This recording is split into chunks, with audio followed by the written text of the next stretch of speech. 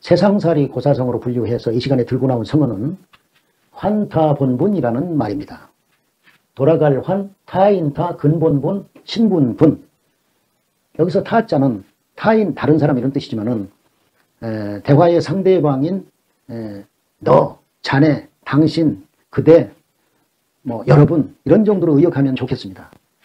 너의 본분으로 돌아가라 이런 말이네요. 여러분 조선시대 황진이 또 박연폭포와 더불어서 송도 3절이라고 불리는 분, 부모님의 3년상을 3개월상으로 줄이자고 주장한 진보적인 학자 어느 분이겠습니까?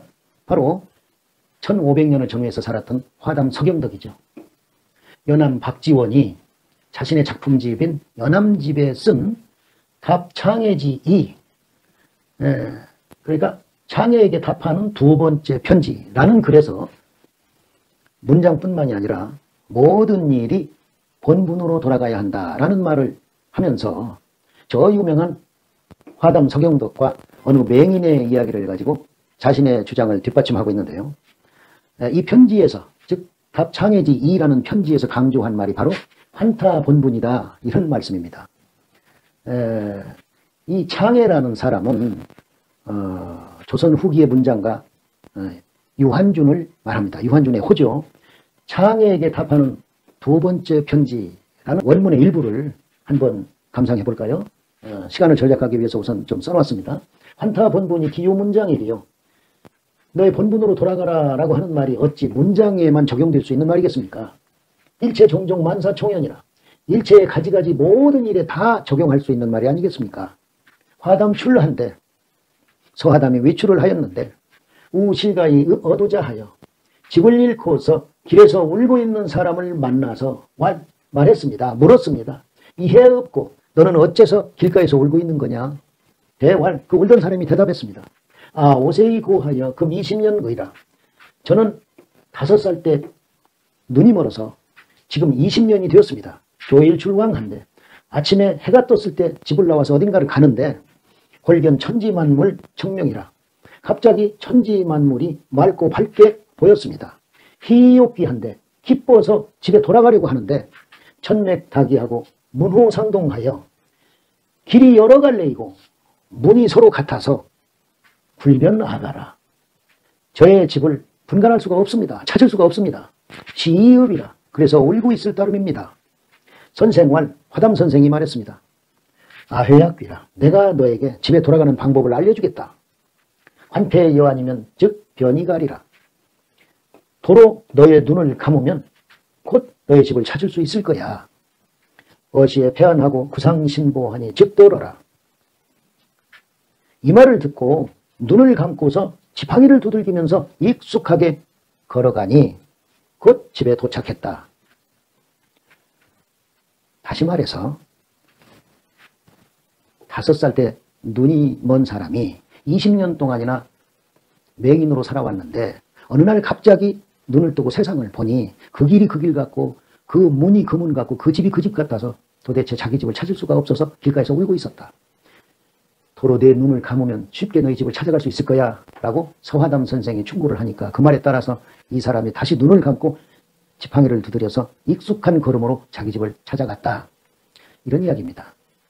남의 글을 모방하거나 옛날 문장의 형식에 구애받지 말고 자신만의 독특한 글, 자신만의 창의적인 글을 써야 한다는 충고를 하기 위해서 너의 본분으로 돌아가라 라는 말을 표제어로 삼고 서화담과 맹인의 이야기를 곁들이고 있는데 이 서화담 이야기가 재미있으면서도 역설적이고 또 의미하는 바가 깊지 않습니까? 이 문장에서 핵심적인 말은 환패여한이라는 말입니다. 도로 내 눈을 감아라. 다시 말해서 너의 본분, 너의 본모습인 맹인으로 돌아가라. 이 대목입니다.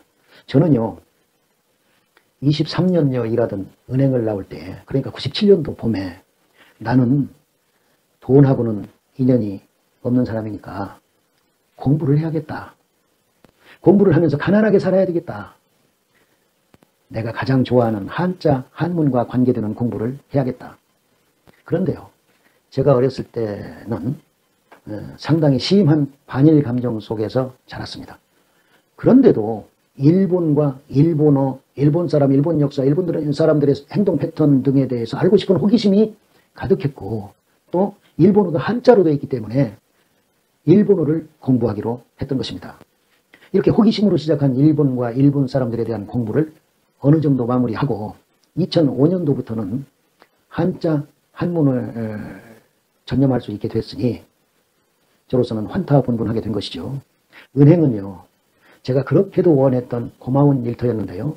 아무래도 숫자에 약한 저로서는 한문보다는 덜 재미있었던 것 같습니다. 저는 어려서부터 한자로 쓰여진 족자, 또 그림의 화제, 서원이나 절이나 향교 같은 곳에 기둥에 쓰여져 있는 주련, 또 비석 이런 것을 볼 때마다 한 번도 그냥 지나친 적이 없습니다. 학교를 가든지 어떤 사무실을 가든지 식당을 가든지 이발소를 가든지 한문 족자 하나쯤은 걸려있지 않습니까? 그것을 보고 건성으로라도 그 뜻을 해석하려고 덤비지 않은 적이 없다 이런 말씀이에요. 제가 여태까지 보아온 족자의 글귀 중에서 특히 좋아하는 몇 구절이 있는데요. 하나만 소개해 볼까요? 여러분도 잘 아실 겁니다. 사자,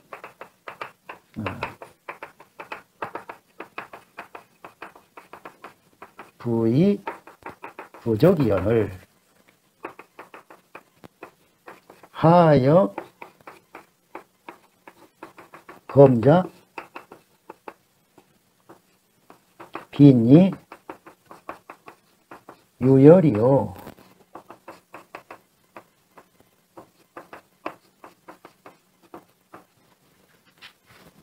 사치하는 사람에게는 아무리 부유해도 모자라거늘 어찌 검소한 사람의 가난해도 여유 있음만 하랴.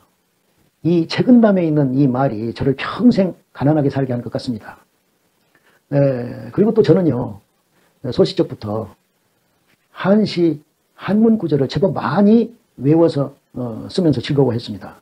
예를 들어서 신사임당시, 김삿갓시, 두보시, 이태백시, 정지상시, 서거정시, 이율곡시, 남이장군시, 이순신 장군시, 이순신 장군의 장계, 안중근 의사 유무, 주자시표 36개 뭐 이런 것들을 외워 쓰면서 즐거워했던 것입니다.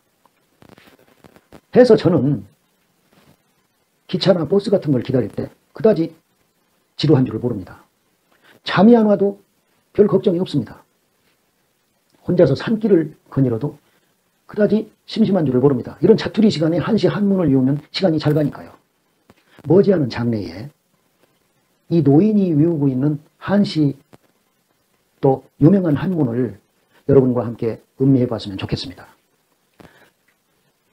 여러분의 본분으로 돌아가세요. 이 환타 본분 이야기는 우리에게 본분으로 돌아가서 그 본분을 지킬 것을 권하고 있습니다. 또 조금 결이 다르기는 하지만 우리에게 분수를 지킬 것도 당부하고 있습니다.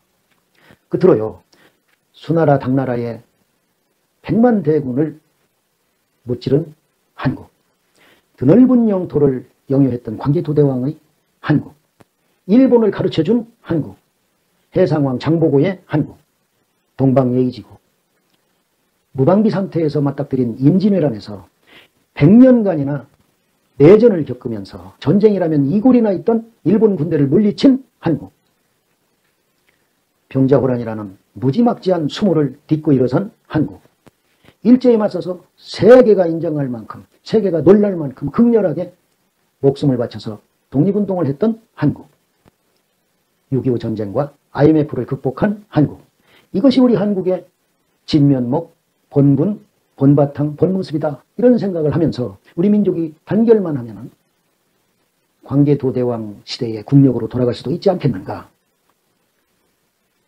이것을 결론 삼아 말씀드리면서 이 강좌를 맺습니다.